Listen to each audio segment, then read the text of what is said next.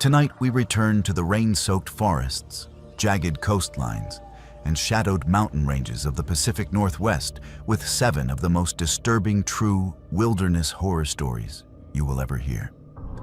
These are not campfire legends polished by generations, but first-hand confessions from people who stepped off the trail and into places where the map is more wish than reality.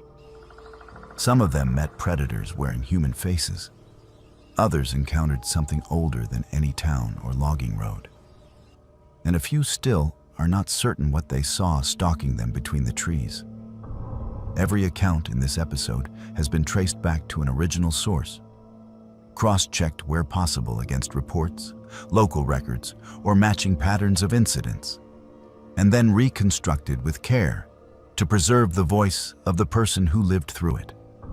These are stories that do not tidy themselves up for your comfort. And in several cases, the wilderness kept more answers than it returned. If you value slow, atmospheric, and authentic horror that lingers long after the video ends, subscribe to Buried Files and activate notifications so you never miss our next descent into the unknown. After listening, share your own Pacific Northwest encounters in the comments.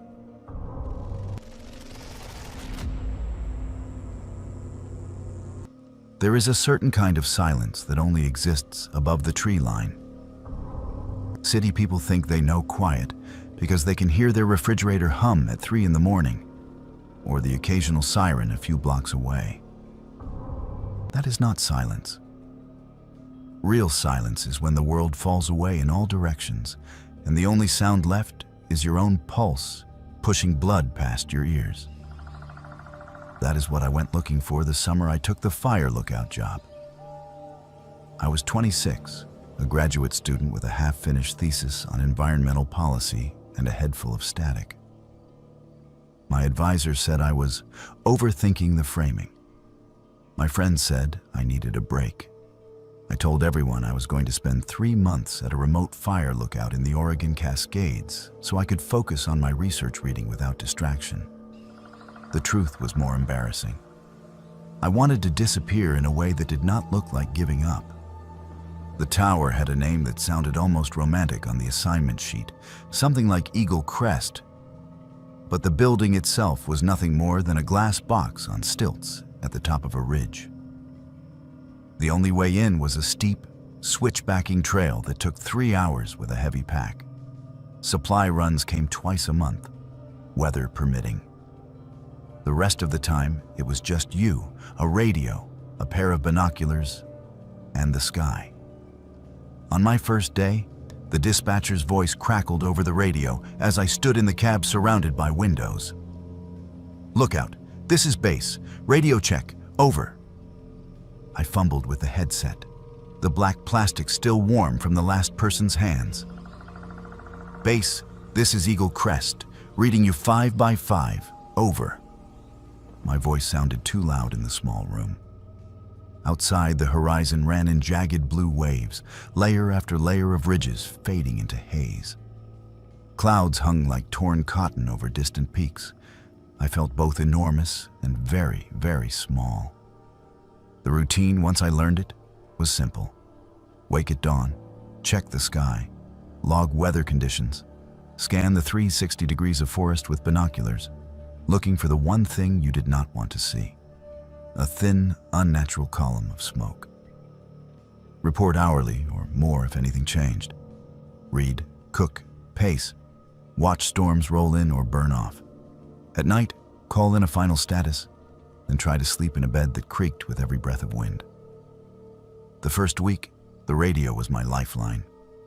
Base check-ins, chatter from a couple of other lookouts perched on far ridges, the occasional helicopter pilot calling in position. The voices became familiar faster than I expected. A woman on the western ridge with a dry sense of humor, a guy to the south who always sounded like he was halfway through a joke. It was like living in your own private skybound neighborhood. The second week, I heard her for the first time. It was late afternoon, the kind of clear, heat-shimmery day that makes every ridgeline look carved into glass. I had just finished logging a routine check. No smokes, light wind from the northwest, visibility excellent. I lifted my finger from the transmit button and started to set the headset down when I heard it. "Copy, Eagle Crest," base said. "Log received, base out." There was the usual pop of static at the end of the transmission. And then, faintly, so faintly I almost missed it, a second voice slipped in under the hiss. "Eagle Crest, 04137, 04137. The numbers were spoken in a woman's voice. Calm, precise, like someone reading coordinates off a map. The sound was so brief, I might have dismissed it as some kind of interference. But the cadence felt intentional, deliberate. I lifted the headset again. "Base, did you just repeat my coordinates?" I asked. There was a pause. "Negative, Eagle Crest," the dispatcher said. "Did you get a ghost on your end? We have some weird skip today. Could be bleed from the southern frequency. Do you copy? Over." I stared out at the ridges. "Yeah," I said. "I copy. Must be the atmosphere or something. Eagle Crest out." I hung the headset carefully on its hook, the plastic suddenly heavier in my hand. The coordinates she had repeated, because that is what it felt like, a repetition, were mine. The numbers I had just given base as my position. I told myself it was just a glitch. Radios do strange things in mountains. Signals bounce, cross, refract. That is what everyone says. That night, I woke to the sound of the wind shaking the tower. The windows rattled in their frames. Lightning flashed somewhere far off, turning the glass into momentary mirrors. Storms were part of the job. I had read the manual twice on what to do if a strike hit the tower. Stand on the insulated mat, keep your hands off metal, do not panic. The radio crackled. I rolled over, disoriented, and looked at the clock. 3:02 a.m. A soft hiss filled the cab. Then, clear as my own thoughts, the same woman's voice threaded through the static. 04137, 04137. Elevation 5892. Visibility compromised. The last word stretched slightly, as if distorted by distance. I slid from the bed and crossed the room in 3 steps, careful not to touch the metal table. My fingers shook as I lifted the headset. "This is Eagle Crest," I said. "Who is this?" "Repeat your identifier, over." The hiss rose, drowning out the last syllable. No reply.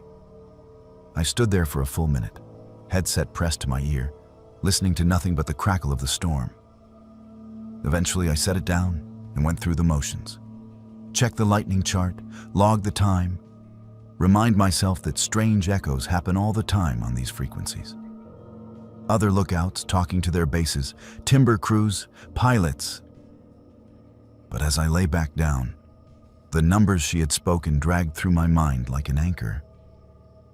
04137, my coordinates again, plus my elevation. The next morning, I flipped through the station notebook, looking for older entries. Each lookout leaves a record for the next. Weather notes, minor repairs, sketches, the occasional joke. As I paged back through years of cramped handwriting, I started to notice a pattern. Every so often, a lookout would mention odd radio traffic in the margins. Thought I heard a woman repeat my position. Skip? Static at 300. Could have sworn someone called the tower by name. Dreamt someone was in here with me, whispering coordinates. Maybe too much instant coffee. The notes were scattered, years apart, different handwriting. But they all had that same nervous, shrugging tone. No one had treated it like a real thing. Just weirdness. A ghost story to tell once you were off the mountain. I told myself I would not be like them. I would document everything. I would be rational. For a while, The voice stayed away. The storm passed.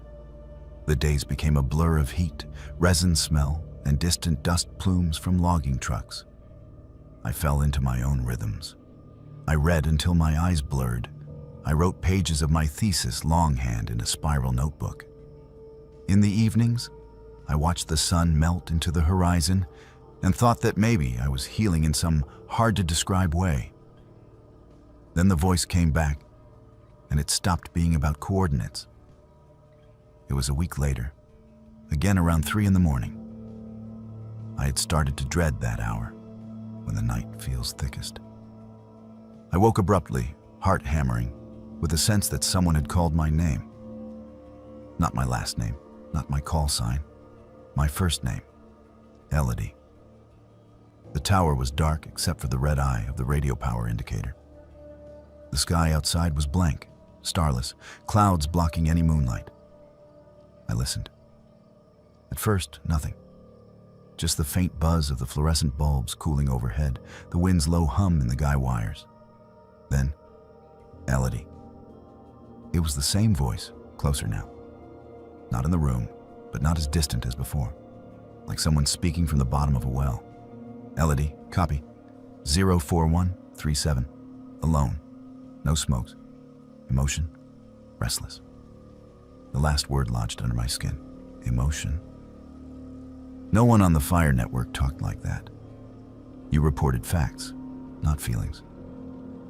I had written restless in my journal earlier that night, just before falling asleep. I had underlined it twice. I grabbed my notebook from the small shelf above the bed and flipped it open. The last entry was in my own scrawled handwriting. July 11th. Windy. No smokes. Feel restless. Like the tower is too small. Like something is pacing just beyond the windows. My palms went cold. This is Eagle Crest, I said hoarsely into the headset. Identify yourself. What is your location? Over. Silence. I forced myself to count to 30. If you are another lookout, you need to use proper protocol, I said. We can get your position logged. Do you copy? Over? Static rolled in like a wave, then ebbed. No response. In the morning, I called base as usual. I hovered over the transmit button, wondering if I should mention the unauthorized traffic. My brain lined up all the reasons not to. Maybe it was a prank on a neighboring frequency. Maybe I was half asleep and misheard wind gusts. Maybe. Eagle Crest, this is base, the dispatcher said. You are a little late with your first check. Everything good up there? Over? I looked at the ring of distant mountains. Everything is fine, I said. No smokes. Good visibility. Eagle Crest out. I wished, the moment I said it, that I had told the truth as I felt it. That something up here had learned my name. The next time the voice came, it bypassed the radio entirely. It was evening. Sunset had spilled itself across the sky, bruised purple and molten orange. I had done my last scan, logged the nothingness, and sat down at the rickety table with my notebook. I decided I would take control of the narrative the way any good researcher does, by collecting data. I wrote down the times the voice had appeared, what it had said, the weather conditions. I noted that it seemed fond of 3 a.m., that it repeated coordinates, that it had begun to mimic my private writing. I wrote one more line, the question I did not want to admit I was asking. What do you want? The radio hissed, though I had not touched it. Eagle Crest, the woman's voice murmured. Not in my ears, but in my head, as clearly as if she stood behind me. What do you want? I froze. The pen slipped from my hand and rolled across the table. She continued, her tone observational, almost clinical. Subject, Elodie. Duration, on station, 15 days. Sleep disrupted. Effect, anxious. Desire, to vanish without vanishing. No, I whispered. That is not how this works. My reflection stared back at me from the darkening windows, pale and hollow-eyed. I stood abruptly and walked to the cabinet where the old logbooks and manuals were stored. My hands moved before my thoughts caught up. I hauled out a water-warped binder labeled Incident Reports and flipped it open. Most of it was dry bureaucracy.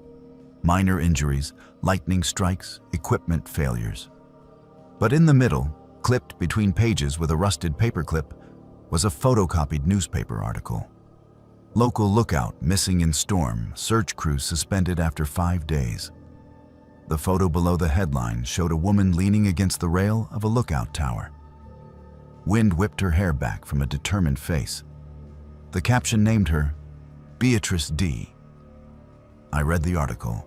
She had been assigned to a different tower, one that no longer existed, 2 ridges over. A freak storm had blown up. Radio contact was lost. By the time a ground team fought its way to the tower, the cab was empty. The logbook entries stopped abruptly mid-sentence.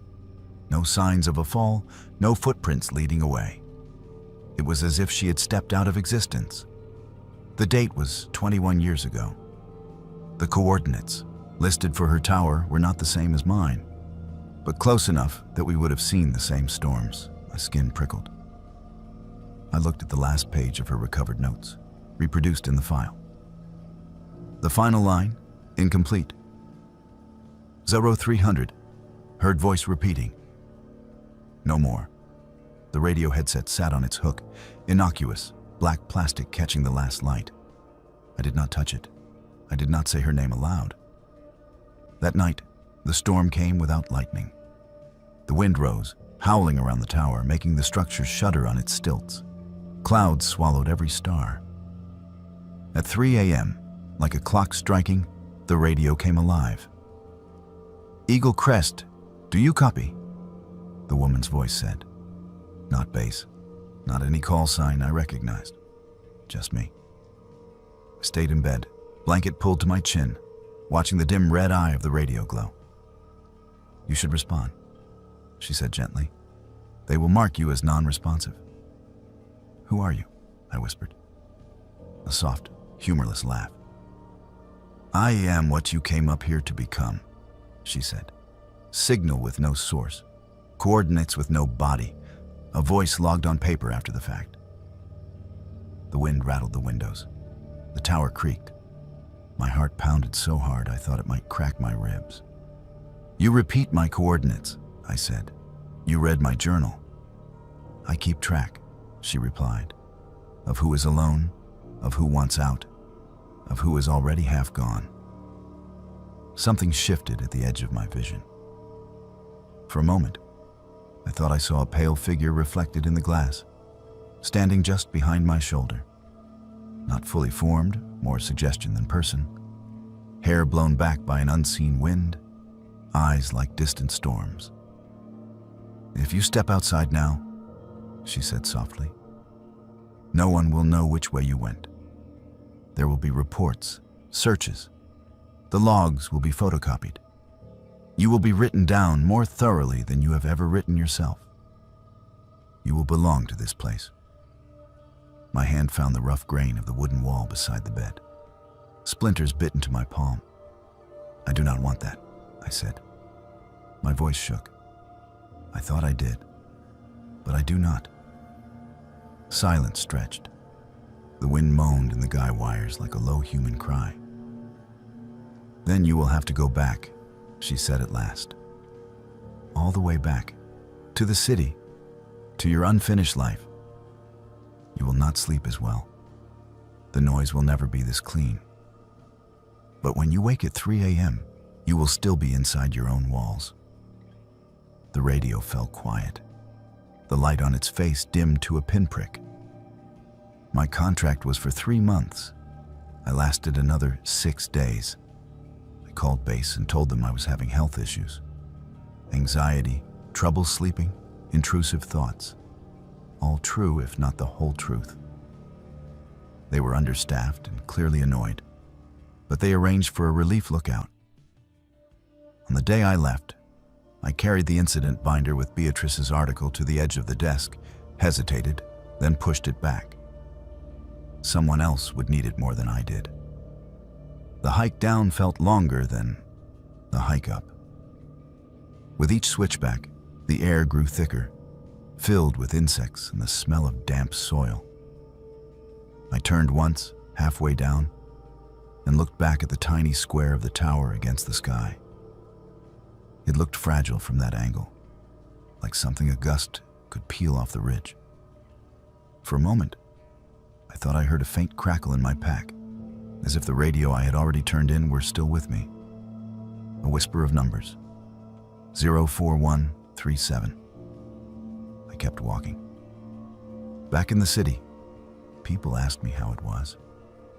They wanted romantic stories about sunsets and thunderheads, about solitude and inspiration. I gave them what they expected. I talked about the views and the storms and the time I watched a family of deer pick their way along a ridge at dawn. I did not talk about the woman who had learned my name. It has been 2 years. I finished my thesis. I sleep mostly through the night. Mostly. Sometimes, at 3 a.m., I jerk awake in my apartment, heart racing, sure that someone has just repeated my address in a calm, observational voice. When that happens, I lie very still and listen. There is always noise here. Traffic on the arterial, a neighbor's plumbing, the refrigerator kicking on. Ordinary human sounds. But underneath, if I listen long enough, I can still feel that other silence. The kind that drapes itself over mountaintops and abandoned towers. The kind that waits. There are new lookouts up there now. New names, new notebooks, new private worries. On dry days, when the wildfire maps explode with red polygons, I check the updates more often than I should. Sometimes there are small lines in the incident summaries. Brief comms interruption at 300. Unidentified transmission on channel. I wonder if they will write it off the way I tried to. I wonder if any of them will open the incident binder and see Beatrice's photo, standing where I stood. I wonder how many times she will patiently repeat their coordinates back to them before somebody answers.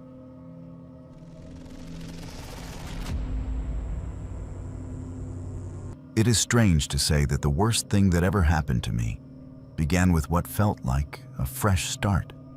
I had just turned 23, burned out from city life in Portland and tired of staring at spreadsheets in a windowless office.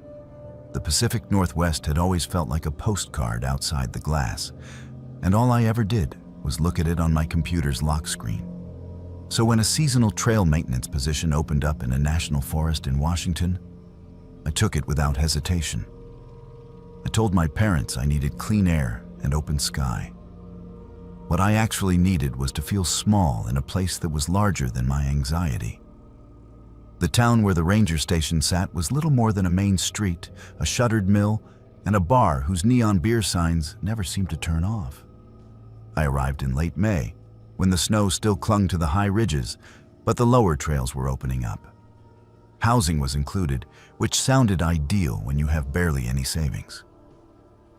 They put all of us seasonal workers in an old bunkhouse a few miles from the station, tucked into the trees off a gravel road. The first night I stood outside with my duffel bag, listening to the wind comb through fir branches and the distant rush of the river. And I thought, this is exactly what I needed. Inside, the bunkhouse smelled like damp wood and coffee. There were 4 of us that season. 2 guys who had done this before and talked in shorthand about SAW certifications and trail numbers, a woman from Utah who was there mostly to climb every off day, and then 1 other new hire like me. His name was Oliver. Oliver kept to himself almost from the first minute. He chose the bunk in the far corner near the small window, lined up his gear with military precision, and answered questions with polite, clipped sentences. Dark hair, pale skin like he spent more time in libraries than in the sun, eyes that never quite met yours for more than a second. I told myself he was just shy. Not everyone fills empty rooms with chatter the way I do when I am nervous. During training, the four of us learned chainsaw safety, crosscut saw technique, how to clear blowdowns, how to deal with weekend hikers who think moderate means flip-flops. We also learned, almost as a side note, that this forest had its share of missing persons. People who underestimated distances, who got disoriented in sudden weather, who decided that an unmarked game trail looked interesting. Our supervisor mentioned them the way someone mentions a bad winter storm from years ago. A fact tragic but not immediately relevant. The first time I went out on a trail crew with Oliver, I noticed how much he watched people. At the first major trailhead, cars were lined up in the gravel turnout, condensation still fogging the glass from breath. We checked the signboard, the fresh boot prints in the mud, the register where people were supposed to write their names and planned routes. Most did not bother. As we unloaded tools from the truck, I saw Oliver's eyes drift from face to face, resting briefly on each group. A couple with brand new packs, a solo guy with minimal gear and expensive trail runners, a family whose two teenagers already looked exhausted. Busy for a weekday, I said, more to break the silence than anything. Oliver nodded. Good visibility today. Hard to get lost when the sky's like this. It sounded like a normal comment, but something in his tone made me glance at him. His expression was unreadable. Those first weeks settled into a rhythm. Up before dawn, coffee, loading tools, long drives on washboard roads, hours of clearing brush and cutting deadfall. At night, my shoulders ached in a way that felt clean and earned. The bunkhouse would fill with the hiss of the gas stove, wet socks hanging from every exposed beam, and the muffled laughter from the others playing cards at the main table. Oliver usually sat apart, reading or meticulously sharpening his tools. If he spoke at length about anything, it was the layout of the forest. He seemed to carry a map in his head. He knew which creeks ran high after rain, which slopes held snow late into summer, which unofficial shortcuts locals used to reach fishing spots. At first, I admired it. I asked him about alternate routes when we were hiking out, and my legs felt like rubber, and he always knew one. You have a good sense of direction, I said once, trying again to reach whatever part of him lived behind those pale eyes. He shrugged. You pay attention, or you disappear out here, that is all. The first small thing that bothered me happened in the third week. A notice went up on the corkboard at the station about a hiker who had not returned from a weekend trip. Male, late 30s, last seen at the same trailhead we used for one of our longer routes. It was not yet a full search, more of a, if you see him, radio in kind of alert. The photo showed a man with an easy smile and a distinctive blue water bottle clipped to his pack. 2 days later, I was outside the bunkhouse, rummaging in the back of our rig for a spare pair of gloves when I saw it. The same style of blue water bottle, scuffed in the same places in the photo, lying in a milk crate of miscellaneous gear in the truck bed. At first, I thought maybe it was coincidence. That style was common enough. But when I picked it up, there was a faint outline of a sticker that had been peeled away. In the missing hiker's photo, the sticker had been a small mountain logo. I hesitated, then carried it inside. Someone lose a bottle? I asked, holding it up. One of the returning guys looked over. Must be from last season. Lost and found, maybe. Just toss it in the kitchen. Someone will use it. Oliver glanced up from his book, eyes flicking to the bottle and then away. People forget things all the time, he said. There was nothing in his voice to grab onto, nothing you could call off. I set the bottle in the kitchen and tried not to think about it. The search notice came down a week later. No one said whether the man had been found. As July crept closer, the forest filled with more people and more stories. Two teenage girls left their map in the car and needed to be walked out before dark. A trail runner sprained his ankle 4 miles from the parking lot. A family misread the loop length and trudged back to their SUV long after sunset, parents snapping at each other in exhaustion. Each time, we heard different versions over the radio. Facts scrambled by panic and the weak signal that bounced off the ridges. If this were just a story about the randomness of wilderness accidents, I probably would not be telling it. But it is not. The second thing that happened was harder to dismiss. We had just finished a long day clearing a trail that climbed up to a fire lookout. My arms were jelly, my face sunburned across the nose. When we rolled back into the bunkhouse driveway, the others went inside, but I stayed a minute to stretch and finish my water. Oliver remained by the truck, tailgate down, inventorying tools the way he always did. As he shifted a tarp aside, something slid and hit the bed with a dull thud.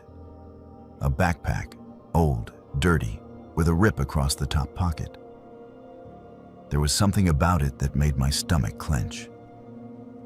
I had seen that pack before, hanging on the missing equipment board at the ranger station as an example of what not to buy. Cheap, off-brand, unreliable buckles. The supervisor had told a quick story about a hiker whose pack tore open on a steep section and how half his gear tumbled down a gully. "Where did you get that?" I asked. Oliver did not look up. "It was at the trailhead. Probably someone left it by the trash. People dump gear they do not want to pack out." The answer came too quickly. I stepped closer. The fabric was stained with something darker than mud. I wanted to believe it was spilled coffee or sap, but the pattern looked wrong. My heart pounded in my ears. "We should turn it in," I said, "in case it belongs to someone on the missing list." At that, he did look up. His face was calm, almost amused. "You think every piece of junk in this truck belongs to a missing person?" His eyes held mine for longer than they ever had before. "If you think that way, you will not sleep out here." He tossed the pack back under the tarp with a careless flick, as if it were truly just trash. I did not say anything else, but that night, lying awake in my bunk, listening to the others snore, I kept seeing that stain. I started to notice more small coincidences after that. A GPS unit appearing on the bunkhouse table, its battery barely holding enough charge to display a saved track that cut sharply away from a main trail into blank space. A pair of trekking poles with fluorescent tape at the handles that matched ones in a printed bulletin about people to contact if seen. None of it was proof. None of it, on its own, was enough to call anyone. But together, they settled like stones in my gut. The day everything crystallized, the sky was a flat, unbroken gray. Low clouds dragged across the ridges like wet cotton. Our supervisor split us into pairs and sent Oliver and me to clear blowdowns on a lightly used trail that climbed the east side of a remote basin. We worked mostly in silence, the whine of the saw filling the space between us. Around mid-afternoon, as we rested on a log and drank lukewarm water, Oliver spoke. "There is a shortcut from here," he said. "If we take it, we can loop back to the truck without having to retrace our steps." "Shortcut?" I pulled out my folded map. Our position was roughly halfway along the trail. On paper, the only way in or out was the way we had come. He tapped a point off to the right of the trail, where the contour lines bunched close together. "Old logging spur. Not on the map anymore, but it is still there. Locals use it to reach the river. Saves an hour." I hesitated. The day was wearing on. The clouds had lowered, and a damp chill crept under my shirt. The idea of shaving time off the hike was tempting. Still, something in me balked at stepping off the line printed on the map. "Is it marked?" I asked. He smiled, thin and humorless. "Not officially. but I have been there many times. You can trust me. You can trust me. I wish I could say that line alone made me refuse. It did not. It was the combination of fatigue, the promise of an earlier dinner, and the unjustified belief that nothing truly bad was going to happen to me. I folded the map. "Lead the way," I said. We left the trail at a small break in the underbrush that I never would have noticed on my own. The ground sloped down, soft with needles, and soon the sense of direction I had been carefully building all season began to fray. The spur road he had mentioned was more of a ghost. Twin ruts barely visible under ferns and salal, cut by time and erosion.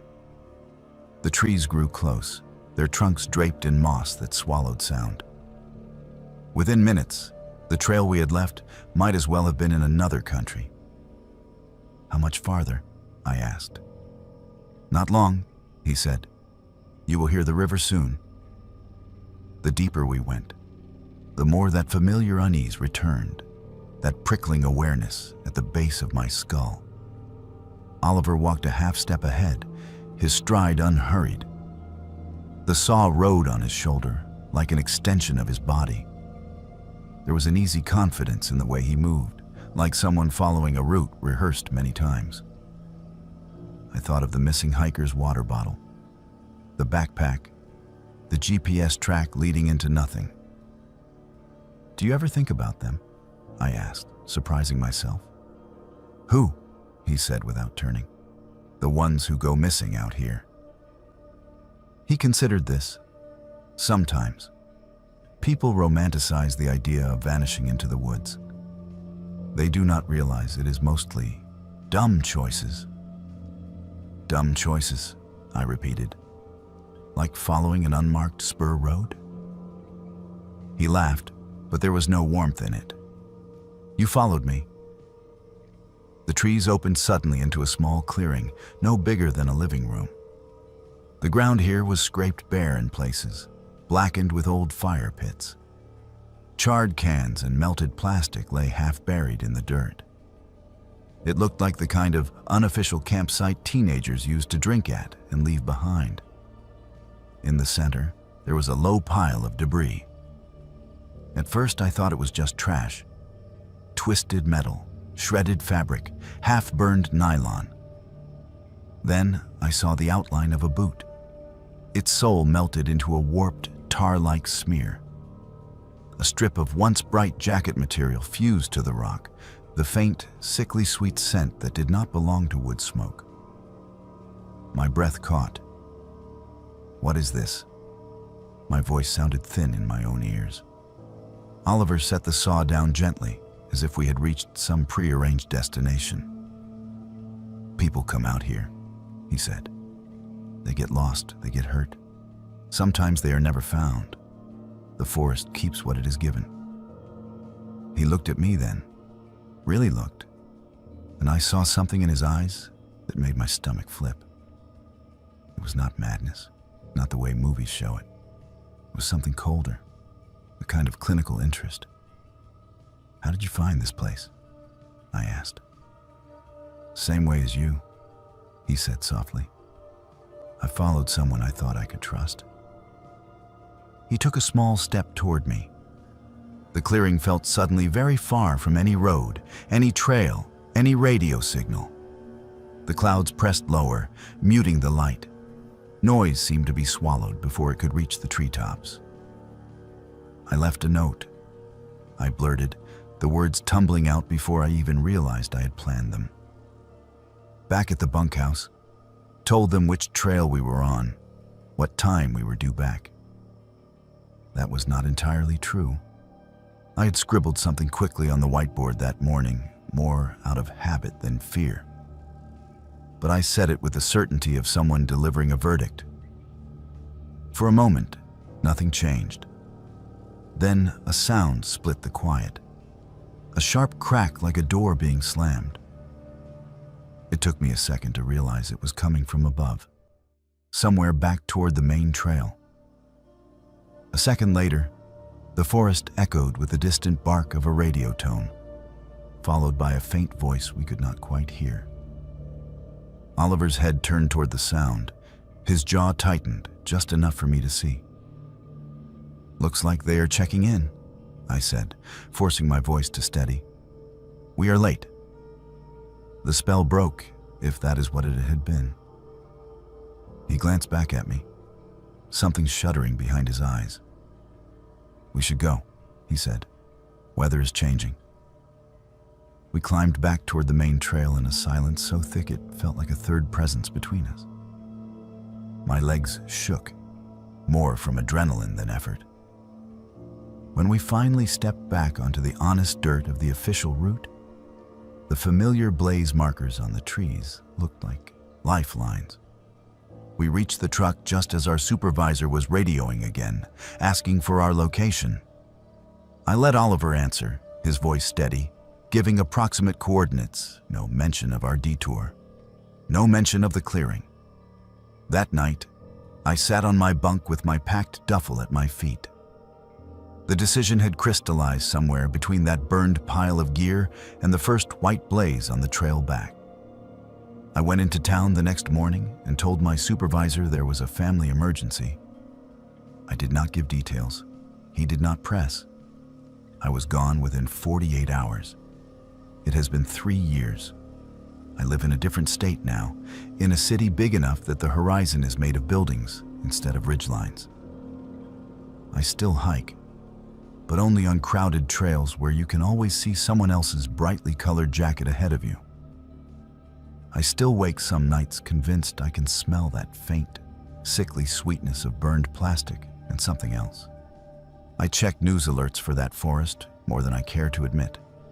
Last winter, an article popped up in my feed about a cluster of unresolved disappearances in that region, enough to spark a small media flurry before vanishing under more immediate headlines. There was a photo of a familiar trailhead, cars lined up in the gravel turnout, people smiling, shouldering packs, unaware of the trees watching them. I studied every face in the picture, searching for Oliver. He was not there. I do not know if that is better or worse.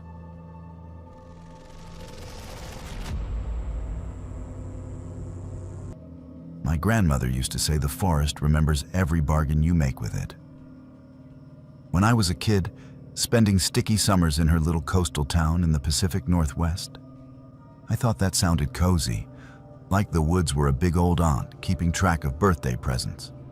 Only later did I understand that she meant every bargain, even the ones you do not realize you are making. Her house sat above a stretch of second-growth timber and swampy creek beds, with a single rough trail leading down into what everyone simply called the green. On the wall above her kitchen table hung a faded photograph of a cedar stump so massive 3 children could stand shoulder to shoulder inside the hollow. She called it the mother.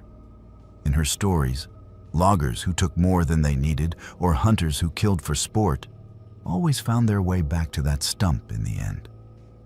Sometimes alive, sometimes not. I forgot those stories for years, the way you forget lullabies. Then, after the accident, they came back all at once. The accident was 3 sentences in the news.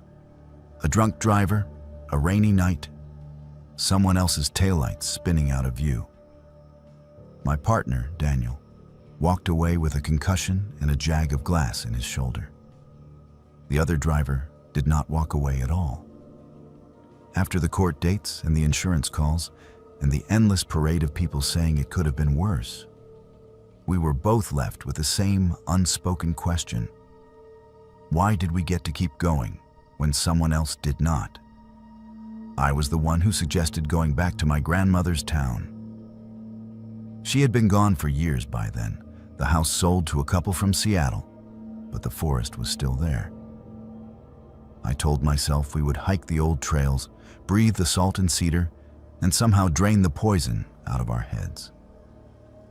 We followed the same rough path from the highway turnout, past the blackberry tangle and the rusted fence post that had been there since I was 8. The green swallowed us quicker than I remembered. Salal leaves brushed our knees, Slanted shafts of light turned dust motes into slow, falling stars. Daniel walked ahead, shoulders hunched, the scar on his temple a pale crescent against his tan.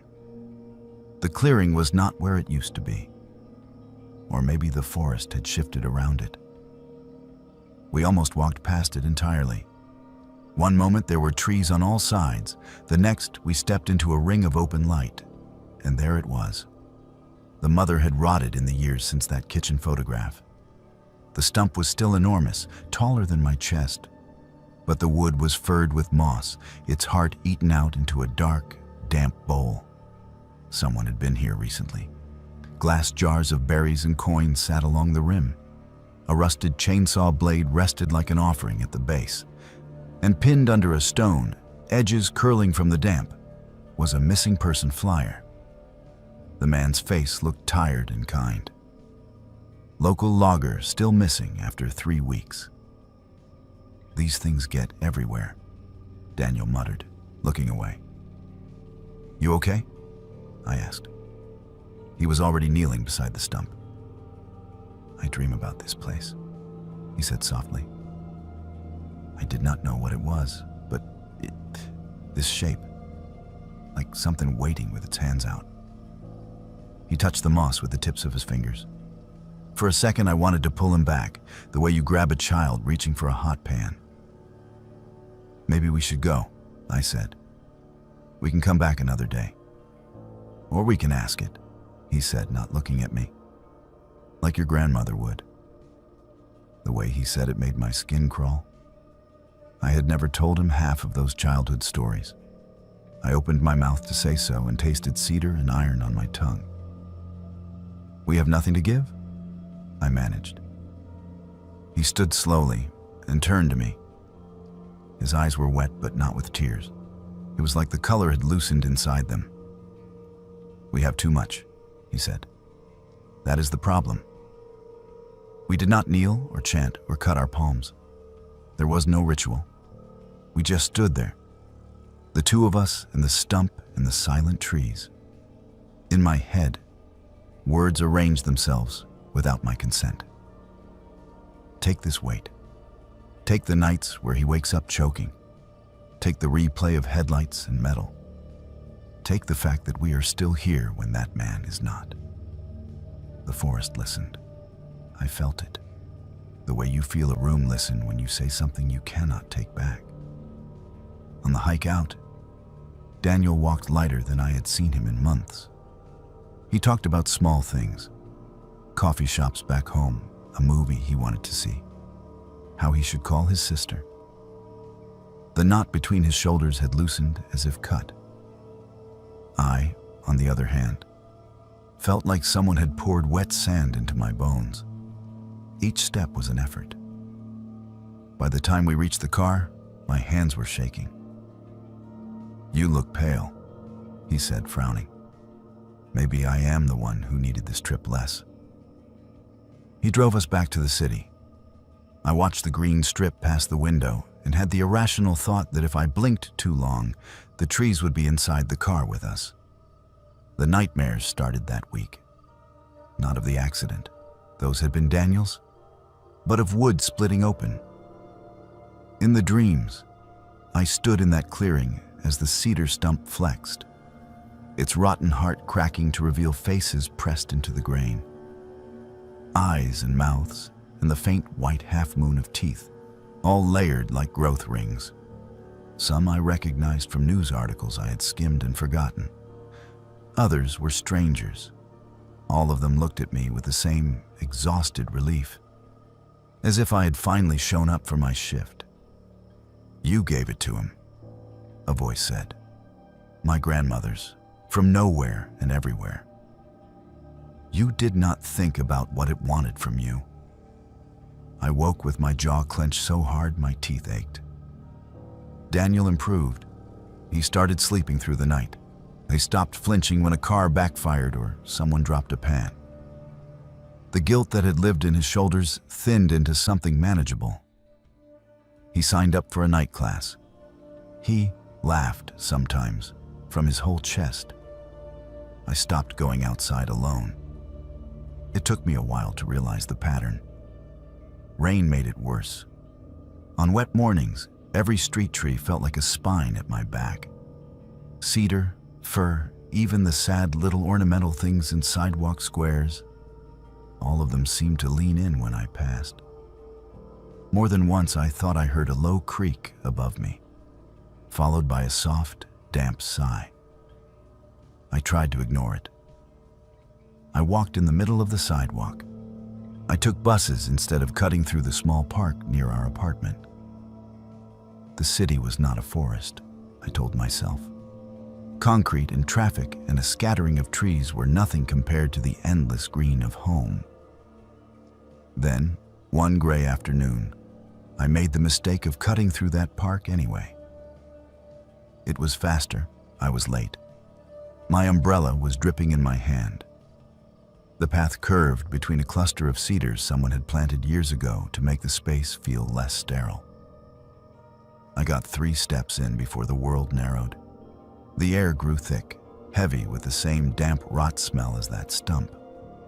My ears popped. The sound of the street faded into a dull hum. For a second, the trunks around me seemed wider, older, their bark ridged into familiar lines. I stopped walking. The sense of being watched pressed in from all sides, intimate and impersonal at once. A weight settled across my shoulders. Not hands, exactly. But not hands. Something breathed. Not in words, but in the same way a storm cloud promises rain. I backed out of the trees the way you back away from an animal you do not want to spook. When I reached the sidewalk, the spell snapped. The sounds of the city rushed back in. Horns, footsteps, someone laughing into their phone. The cedars behind me looked small and harmless. Their branches shivered in the drizzle like any other trees. I did not tell Daniel. How do you say? The forest followed us, and it is asking for the rest of what I promised. He is doing well. He volunteers with a road safety group now. Sometimes he talks about going back up the coast when the weather is nice, maybe taking a few days to hike those old trails you used to love. I always change the subject. I know this sounds irrational. Trauma does strange things. I could go back to therapy and put all of this under tidy labels. Survivor's guilt, projection, magical thinking. But when I imagine stepping under cedar branches again alone, my body answers before my brain can. My throat tightens. My palms sweat. My feet stay rooted to the pavement. My grandmother used to say the forest remembers every bargain you make with it. I did not understand that there is no partial payment. You do not get to drop your guilt at an old stump and walk away clean. Some days I feel like I am living on borrowed ground, a patch of concrete on top of roots that go much deeper than the pipes and cables underneath. On those days, I do not look up. I do not want to see whether the city's trees are leaning just slightly in my direction, waiting for the moment I step far enough away from the crowds for the mother to call the rest of the debt due.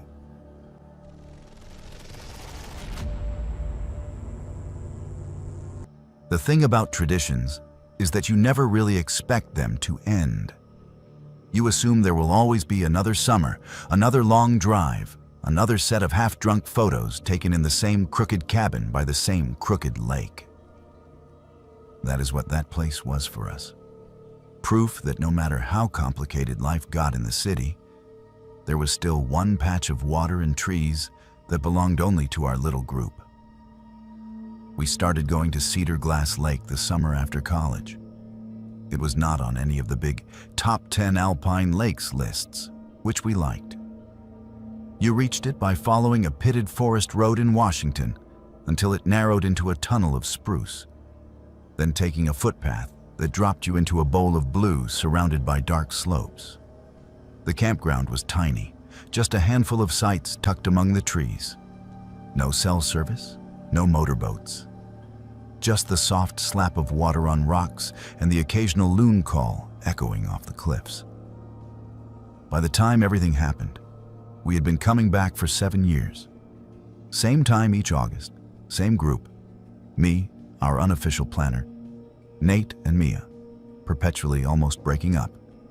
Quiet, steady Jonah, and Harriet. Harriet was the one who loved the lake the most, I think. She was the loudest person in any room, the first in the water, no matter how cold. The one who insisted on night swims under the stars with cheap glow sticks tied to our wrists. She had grown up in landlocked suburbs. The lake, she used to joke, was the closest thing to a religion she had. That last year, she was different.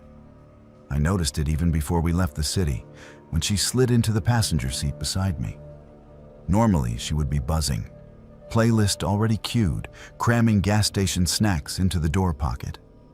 Instead, she just buckled up and stared out the windshield, fingers tapping a silent rhythm on her knee. "You okay?" I asked as we pulled onto the highway. "Fine," she said. "Just tired." Her voice had a papery quality I did not like. I assumed it was work or some new mess with the on-again, off-again ex she never quite cut loose.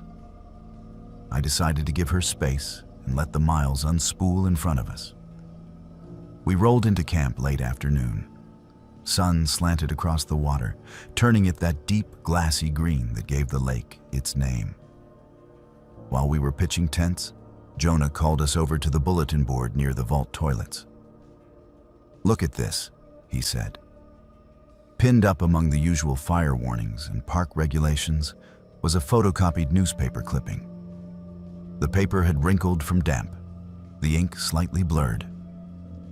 "Local family presumed drowned after boat overturns, search suspended at Cedar Glass Lake."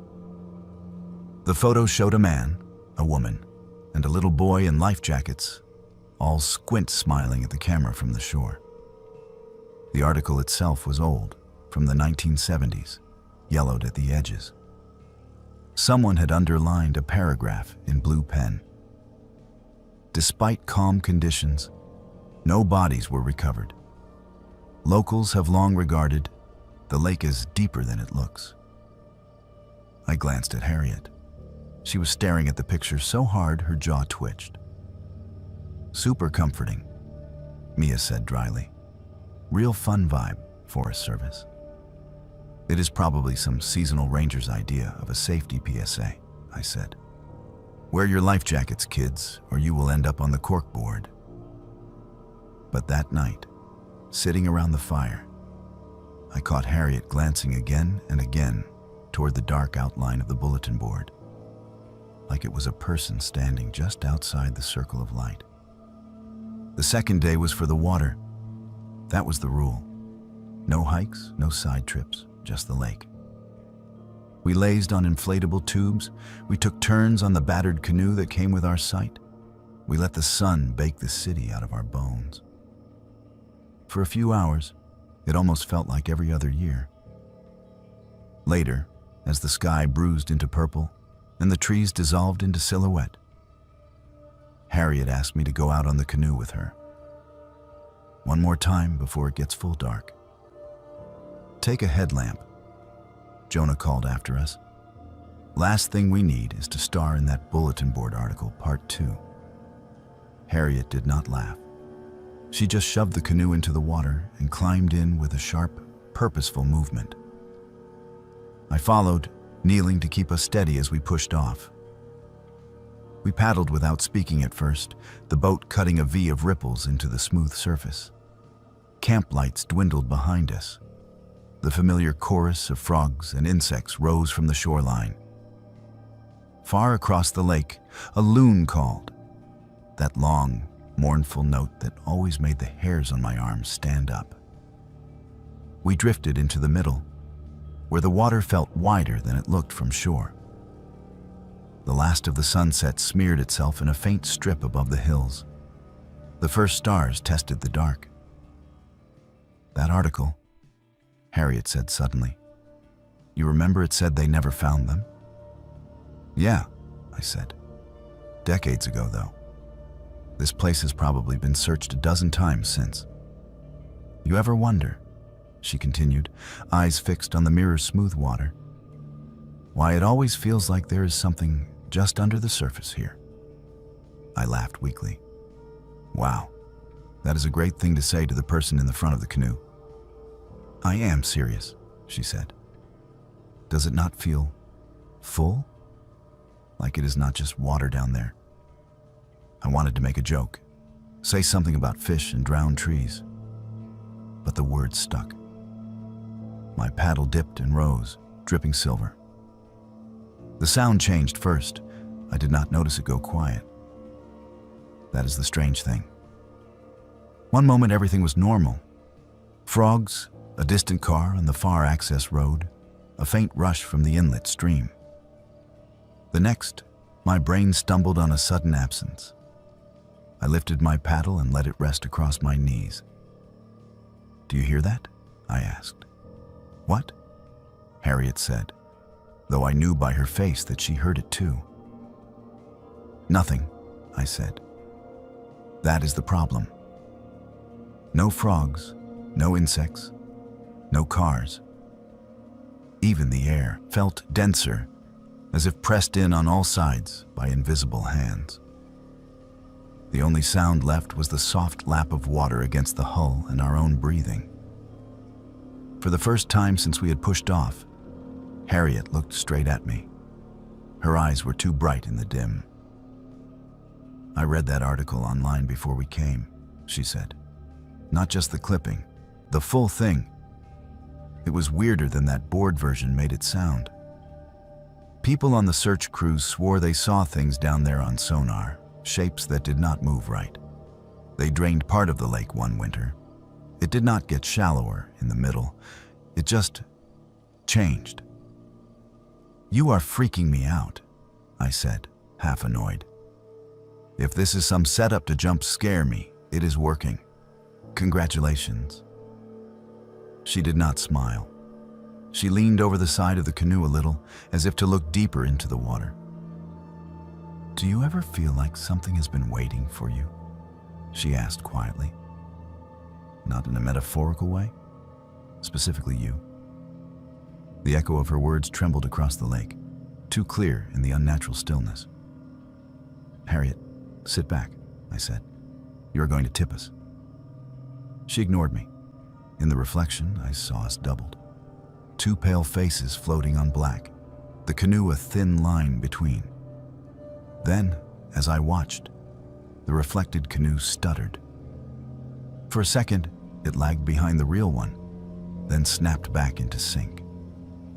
It happened again when I blinked, like a video buffer hitching on a bad connection. Did you see that? I whispered. Harriet nodded. They finally picked me, she said. Before I could ask what that meant, she leaned farther, so abruptly the canoe lurched. My reaction was pure instinct. I flung myself to the opposite side to counterbalance. The boat rocked, water slapping against the hull. Then she was gone. There was no splash. That is the part that will never make sense to me. 1 second, Harriet's weight was in front of me, her hands on the gunwale. The next, the canoe bobbed empty. The water where she had been was smooth as glass, our twin reflections undisturbed. Harriet? The word tore out of me, too loud in that suffocating quiet. I dropped to my knees and plunged my arms into the water, digging for anything, fabric, skin, hair. My fingers closed on nothing but cold. I yelled until my throat burned, her name bouncing off the dark slopes and coming back smaller each time. By the time the others reached us in the second canoe, the sounds of the world had started to seep back in. A frog croaked tentatively near the shore. An engine growled somewhere on the road. The spell, if that is what it was, had lifted. We called, we searched, we thrashed through reeds along the bank with flashlights stabbing at the water. Rangers came. Divers came. They combed every inch they could reach. By dawn, the far shore looked like a crime scene from a show. Yellow tape, muddy footprints, exhausted faces. The official story settled quickly, like silt. She must have fallen in. Darkness, disorientation, shock. Even good swimmers can go under fast. These things happen, people said, as if that were any comfort. We drove home without her. Grief counselors talk about bargaining, about the mind replaying events with different outcomes. I did that for months. If I had refused the last paddle, if I had grabbed her arm faster, if we had chosen a different weekend, a different lake. What I do not tell them is that sometimes, in the shower or passing a darkened shop window, I see my reflection drag a half beat behind me, just enough for my stomach to drop. It always catches up, but in that moment, I feel the same thick, waiting silence rise up around me. A year after it happened, I went back to Cedar Glass Lake alone. I do not know what I thought I was going to accomplish. Closure, maybe. Punishment. I hiked down to the water's edge and stood where our canoe had first pushed off. The bulletin board still held the old article about the family from the 70s, corners now curled and soft. Under it, someone had tacked a new missing poster with Harriet's face. The paper was fresh, the ink not yet blurred by rain. I did not get in a boat. I did not even step on the wet rocks. I just stood there listening. The lake sounded normal. Birds, insects, wind. Ordinary life. Only once, when a cloud passed over the sun, did everything muffle for a second, leaving me alone with the hush. In that thin pocket of quiet, I felt watched from below. People tell me lakes are just water and depth and physics. I nod. I agree out loud. But I know what real silence feels like now, the kind that is not the absence of noise, but the presence of something listening. I moved inland after that. I rent an apartment on a hill far from any real body of water. There is a small retention pond down the block that gathers rain in winter. I cross the street to avoid walking beside it. It is barely 10 feet across, a puddle by any reasonable measure. But when the surface is still, I cannot bring myself to look down. I am afraid that one day, if I do, I will see two versions of myself staring back. The one standing on the bank, and the one a half second behind, waiting patiently for the water to go quiet enough to take my place.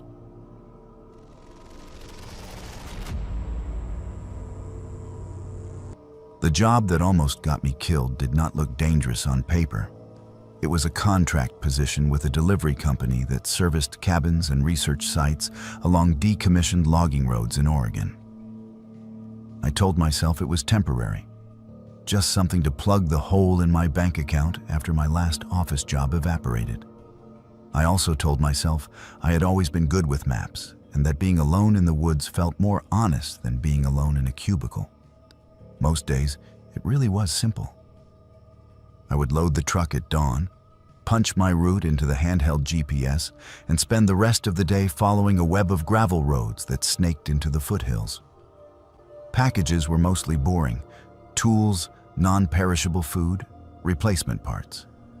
The roads were not.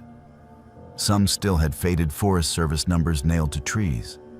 Others were unofficial tracks locals had carved out with decades of truck tires, unmarked on any map. It was on one of those unmarked spurs that I met Callum. The first time, he appeared as a silhouette in the dust ahead of me. A man in a faded green jacket and ball cap, hand raised in a casual wave. I slowed on reflex. He stepped off to the side and waited until I pulled even. "You the new delivery driver?" he asked.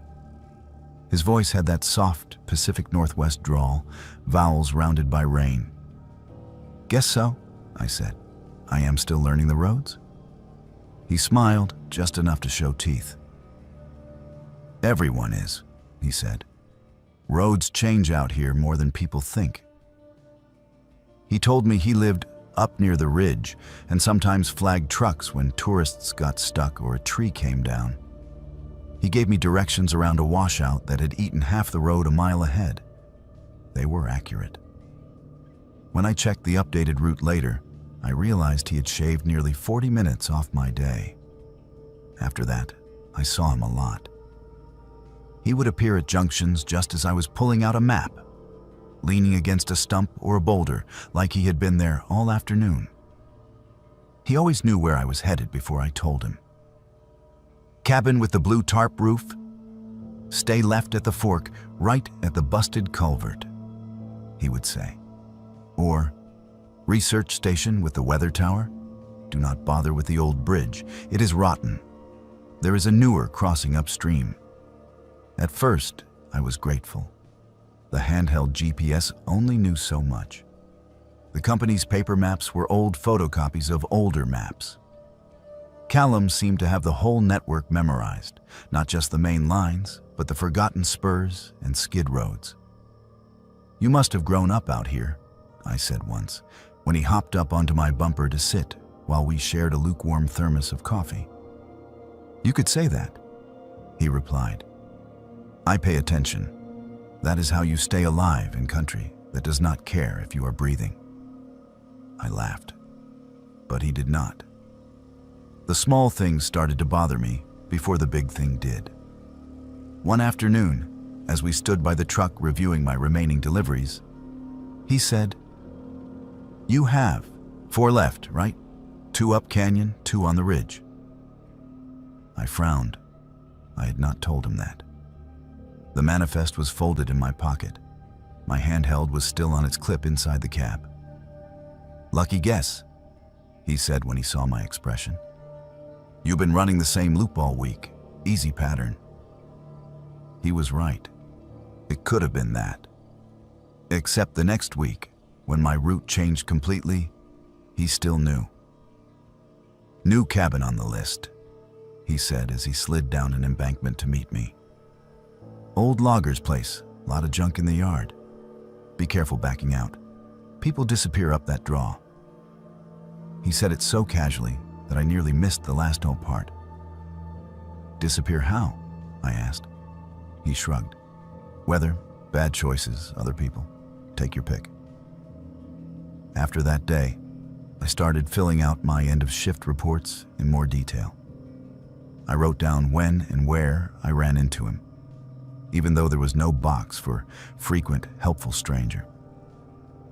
I told myself I was being paranoid, that I was just not used to someone taking that much interest in my work. The day it turned came heavy with fog. Low clouds draped the hills, beads of water clinging to the fir needles like sweat. The dispatcher had added a last-minute package to my route that morning, a small box for a unlisted cabin, coordinates attached. When I plugged the numbers into the handheld, they dropped like a pin into a blank corner of the map where the contour lines closed in tight. "Road used to be there," the dispatcher had said. "Might still be. If you cannot find it, bring the package back." I found Callum first. He was standing in the junction where my main road narrowed into a rutted spur, hands in his pockets, jacket dark with damp. "Was wondering when they would send someone down this way," he said. "You know this road?" I asked. "Better than your little gadget does," he said. "It will tell you it ends a mile in. It is wrong." I should have turned around. That is the part my therapist keeps circling back to.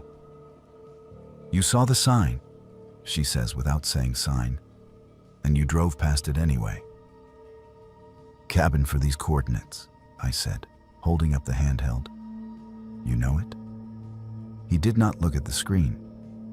"I know it," he said. "I will ride along, make sure you do not end up where you should not." He hopped into the passenger seat before I could protest, the way old friends do. He smelled like wet wool and wood smoke. As we drove, the fog thickened. Trees loomed out of it and vanished behind us. The road degraded from gravel to mud to something worse, deep ruts churning with brown water. "You sure this is the right way?" I asked. "Positive," he said. The handheld began to glitch. The little arrow that represented us jittered, jumped backwards, then spun in place. After a while, it gave up entirely, flashing "signal lost" in angry text. "Great," I muttered. "We must be under some kind of canopy." "Maps lie," Callum said. "Machines lie. The ground does not." He sounded almost pleased. We passed no driveways, no mailboxes, no signs of anyone living out here at all. The forest pressed close, branches scratching along the truck's sides like fingernails.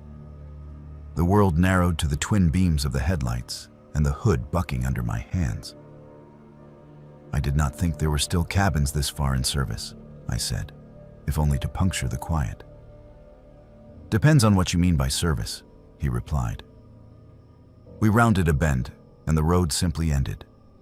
No turnaround, no clearing, just two ruts dissolving into undergrowth and the dark wall of the ravine beyond. I put the truck in park. "This is it?" I asked. Callum unbuckled his seatbelt slowly. "This is where the map says people stop existing," he said. "Question is which side of that you want to be on." He turned in his seat to face me fully. His eyes, normally a washed-out gray, looked almost black in the cab's dim light. "You run these routes alone," he said. "No partner, no dash cam, no one tracking you in real time. Company only cares that the packages get where they are going or come back with a reason why. You vanish out here, they will send someone else in a week, maybe 2. They will mark the file unresolved and move on." He smiled, and it was the first time it did not reach his eyes at all.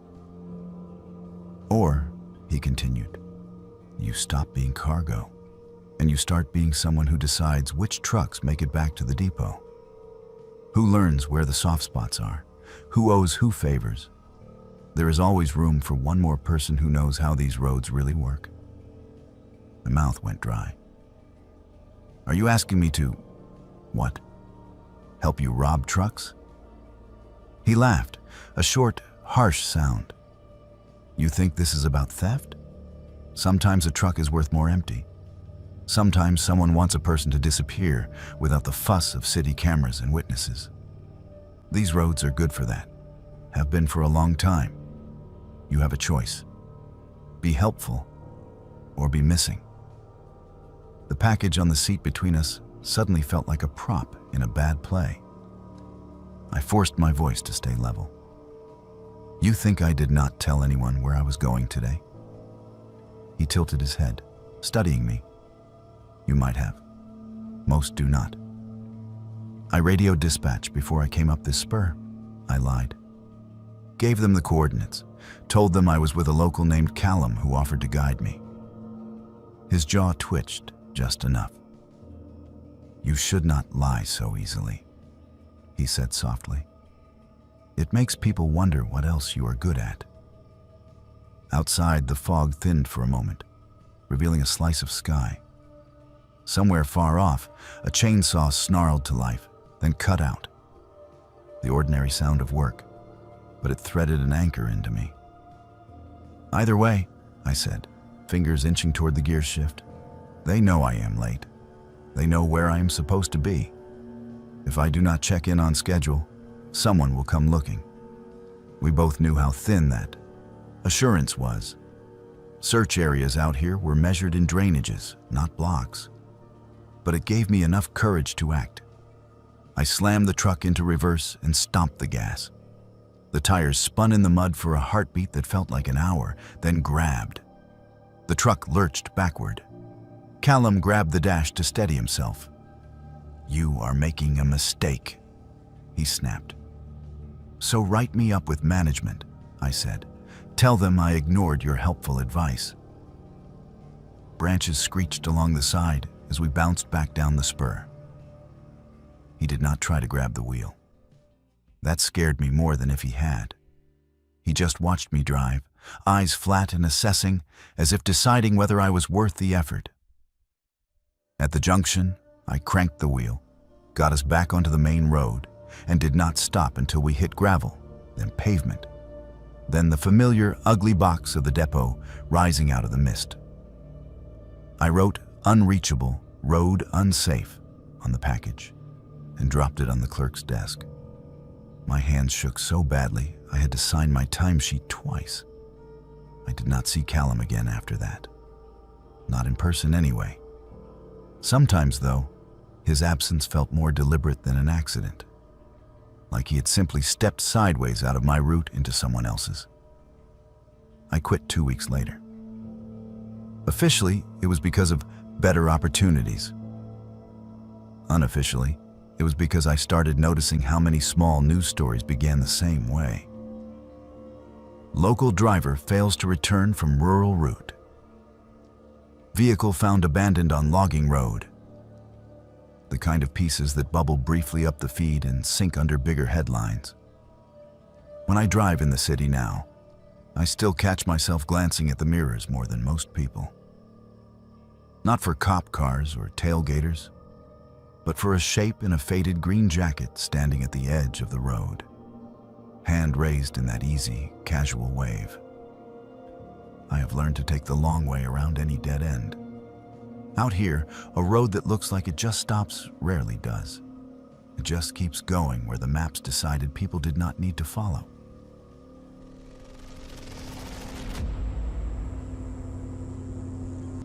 I booked the trip to prove something to myself. After the breakup, everyone kept telling me I needed to get back out there, meaning dating apps, bars, parties. I chose a different out there. 3 nights solo on a popular loop in a Washington National Park, a route I had bookmarked years ago but never found time for. The kind of hike with enough day hikers to feel safe, enough miles to feel like I had done something hard. I did it the responsible way. I left a detailed itinerary with my sister. I checked in with a ranger at the backcountry desk. I printed out the map instead of trusting my phone. I reserved designated campsites along the loop, little numbered circles neat on the paper. The first 2 nights went so smoothly that by day 3 I was starting to feel cocky. My legs had remembered how to move. My pack felt like part of my spine instead of a punishment. I had even started to enjoy the quiet between trail chatter, the stretches where it was just me and the rhythmic crunch of my boots. That was the day I aimed for the hidden campsite. I found it on a forum post months earlier, buried in a thread about overlooked sites. Someone had written, "There is an old, unofficial spot off the main loop, still flat, still near water. If you know, you know." They had left half-joking coordinates that did not quite match any of the numbered sites on my official map. But they lined up with a small spur trail marker I had noticed on day 1. By the time I reached the junction, the sky was already softening into late afternoon. The official campground was another mile ahead, guaranteed company and bear hangs, and the easy comfort of other people's fires. The spur, in contrast, dipped into darker trees. I stood there for a full minute, pack digging into my shoulders, weighing the dull safety of the known against the small, prideful thrill of finding something secret. In the end, my ego won. The spur trail was narrower than the main loop, but still clearly used, pine needles tamped down by boots. After 10 minutes, the trees opened onto a small clearing so textbook perfect it might have been placed there by an outfitter. Flat ground, a ring of stones for a fire, a rough wooden bench made from a split log, initials carved along the edge. I dropped my pack and laughed out loud, a short burst of relief.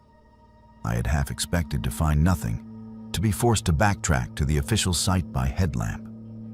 Instead, here it was, exactly as promised. As I set up my tent, I noticed some of the initials on the bench were fresh, the wood still pale where it had been cut.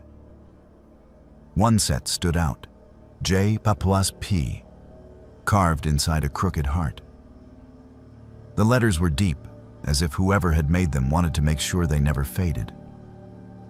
I cooked my dinner, hung my food bag from a likely-looking branch, and sat on the bench watching the light drain from the clearing. There was something cozy about the way the trees tucked in around the space, like walls in a tiny open-air room.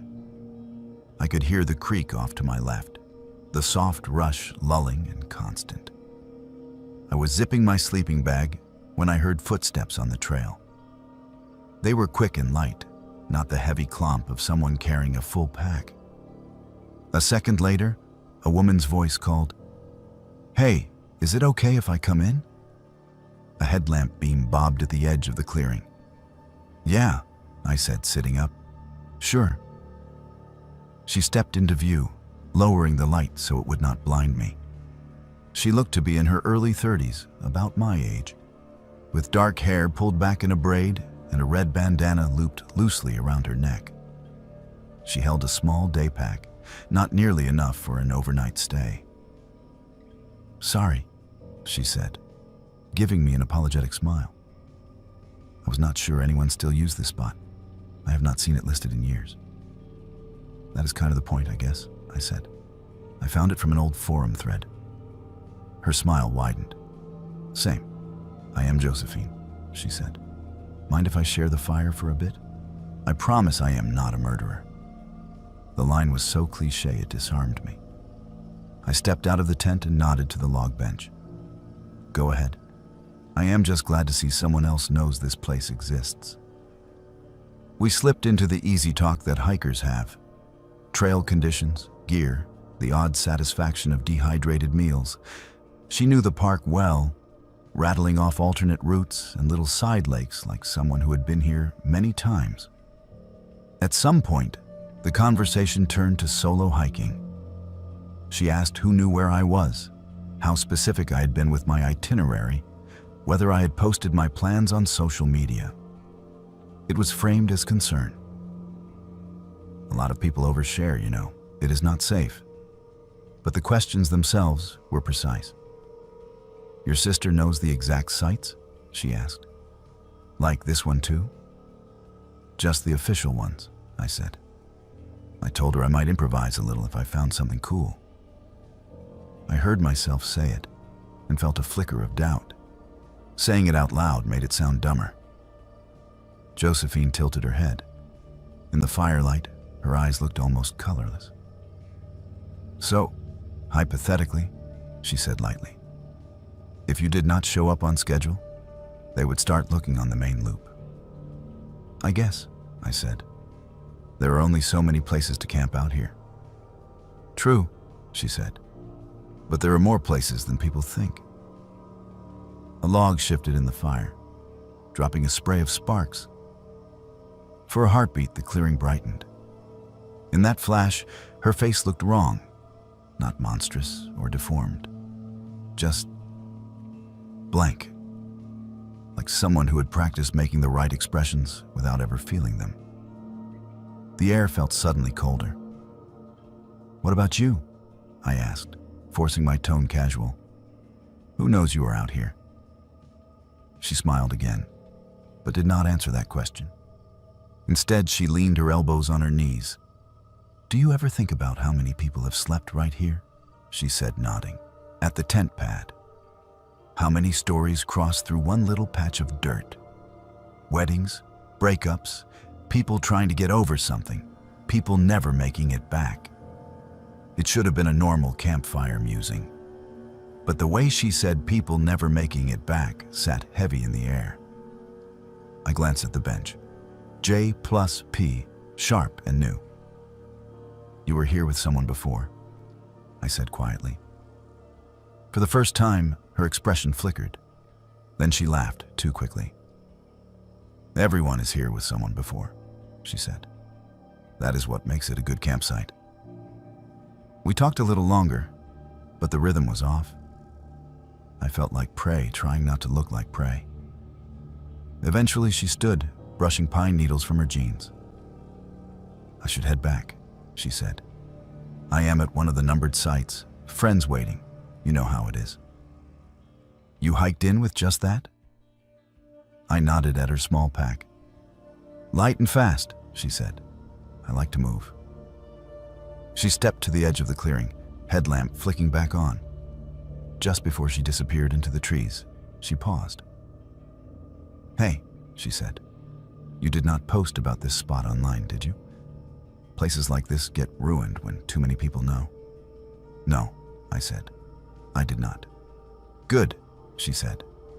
"It is better when the forest chooses who finds it." I slept badly. Every creak of a branch sounded like footsteps.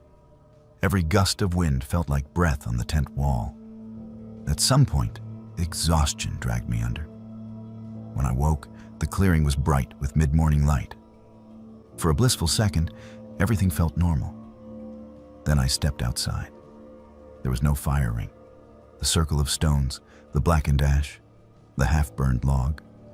It was all gone.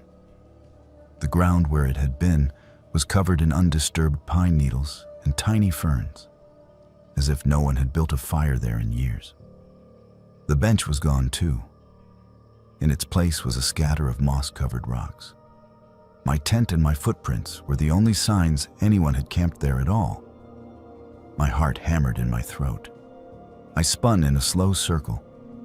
The same trees ringed the clearing, but the space felt smaller, the walls closer. I grabbed my map and marched straight back to the ranger station without stopping to eat. The ranger at the desk listened politely as I explained. Old Forum, hidden site, another hiker, vanishing campsite. My words tumbled over each other, half apology, half accusation.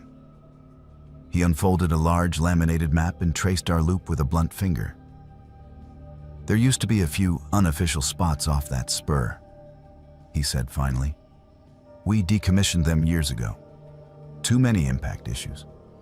They are not on any current list.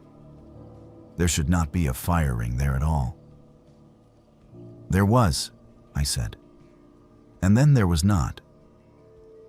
He gave me the look people give when they suspect you are either very rattled or slightly unstable. "Sometimes folks move stones. Clean up old sites," he said gently. "Make it look like nothing was there." "In one night?"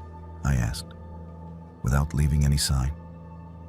He hesitated, then changed tack. "You said the other hiker's name was?" "Josephine," I said. "Dark hair, red bandana, knows the park really well. She said she used to come here with someone else." Something shifted in his expression. "We had a missing person case 2 years ago," he said slowly. "Young woman, black hair. There was an unofficial site like you described where some of her stuff turned up. She was last seen with a partner. First name started with P. We never found them. We do not advertise that spot anymore." "Do you have a picture?" I asked. He shook his head. "Even if I did, I could not show you," he said. "Privacy. And it was a while ago. Memory can play tricks." I left the station feeling less anchored than when I had come in. Maybe it was a coincidence. Maybe there were a dozen women with dark hair and red bandanas who loved that loop. Maybe someone did haul away every rock and burned branch while I slept, out of some leave-no-trace zealot streak. Or maybe I had shared a fire with a story the forest was not finished telling. Back home, I deleted my old forum account. I stopped posting photos with geotags. When friends asked for route recommendations, I gave them the official campsites, the ones everyone knows. I never mentioned the clearing that was there one night and gone the next. Sometimes I think about the question Josephine asked me, the only one that seemed to really matter. Who knows exactly where you are? These days when I hike, I make sure the answer is always more than one person. I text when I leave the trailhead and when I get back.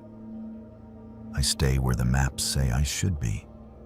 And if I ever stumble on another perfect little clearing that feels just a bit too eager to be found, I know now which way I will turn.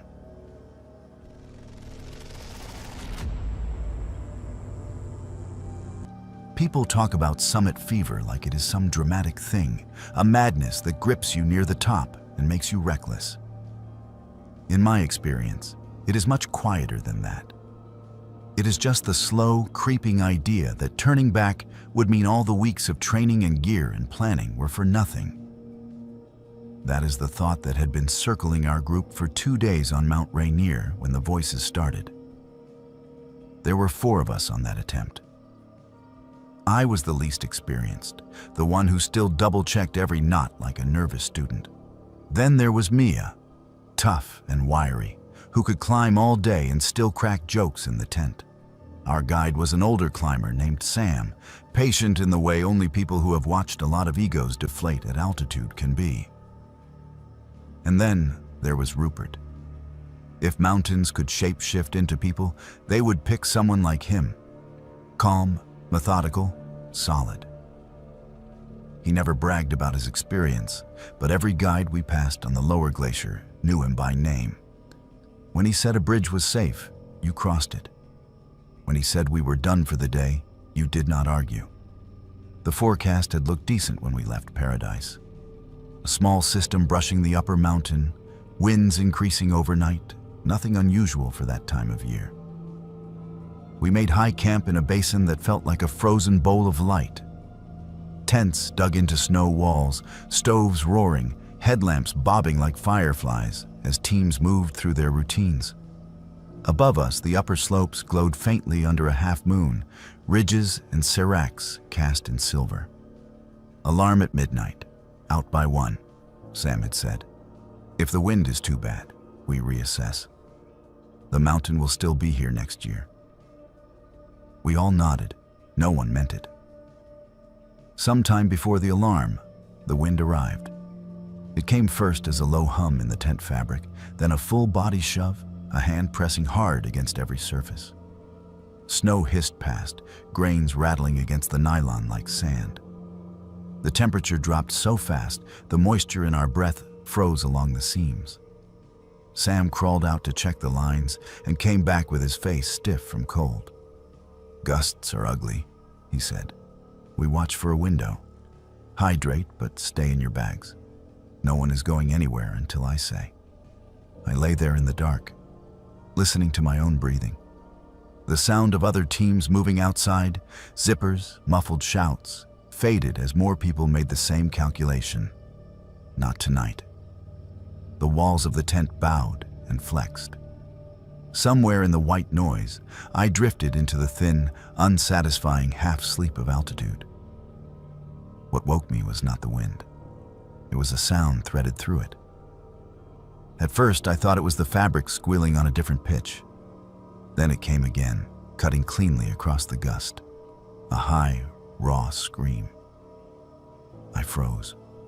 The others shifted in their bags. I heard Mia mutter something, a curse or a prayer.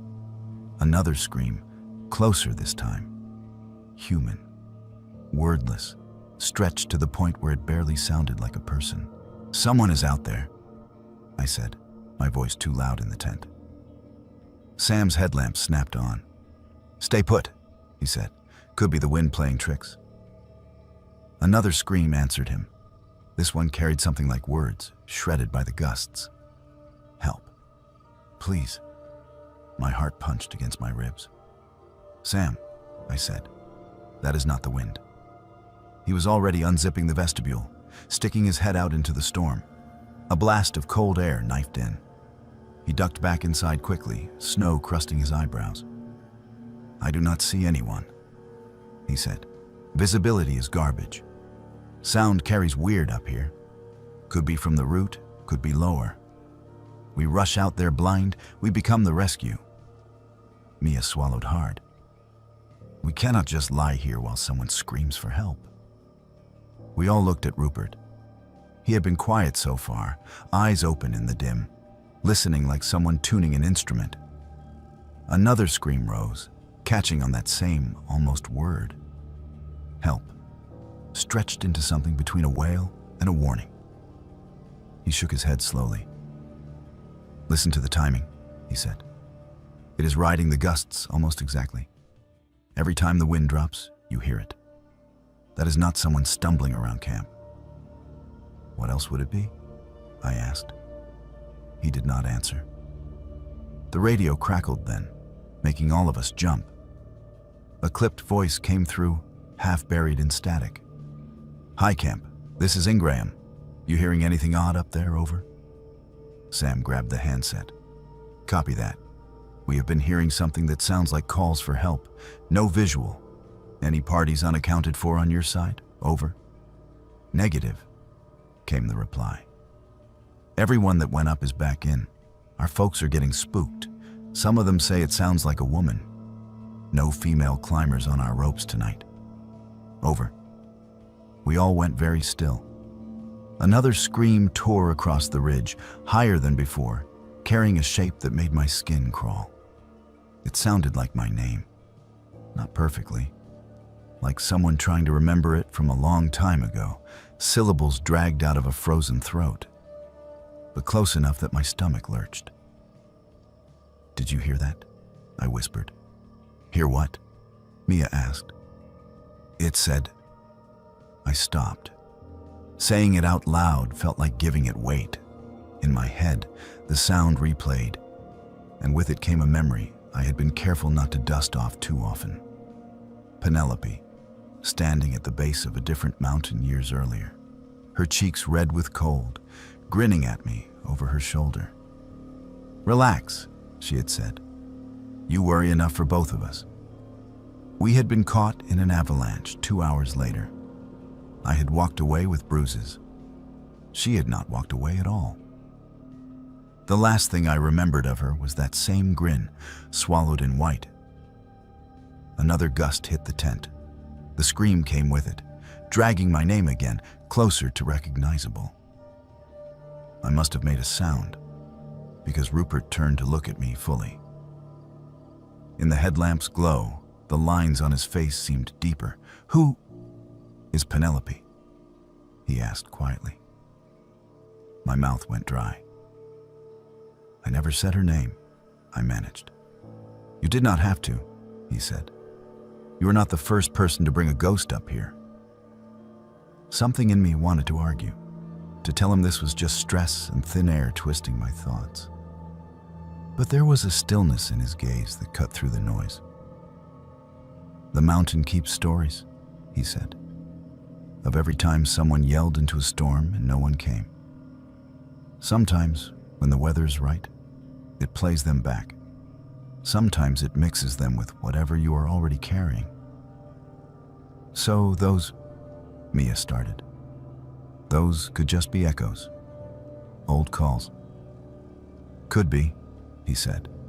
"Or maybe someone is out there right now and we cannot reach them without joining them. Either way, running around in this will not fix it." The radio squawked again. Another guide on another route reported hearing the same thing. No missing climbers, no tracks wandering away from camp. The night stretched. The screams came and went, never closer, never farther, always riding the drop in each gust. At some point they shifted, the rawness giving way to something more articulated. Phrases warped by distance. "Why did you get to leave? You could have pulled me out. Do not go back down without me." Each accusation landed in my chest like a stone. They were not Penelope's voice, not exactly. But they wore her cadence, her rhythm. Or maybe they wore my guilt, molded into sound. I do not remember sleeping. At some point, though, exhaustion must have dragged me under. Because the next thing I recall clearly is Sam's voice. "Sunrise," he said. "Storm broke. Get up. We are not going higher today." We crawled out of the tent into a world scrubbed clean. The wind had dropped to a brisk breeze.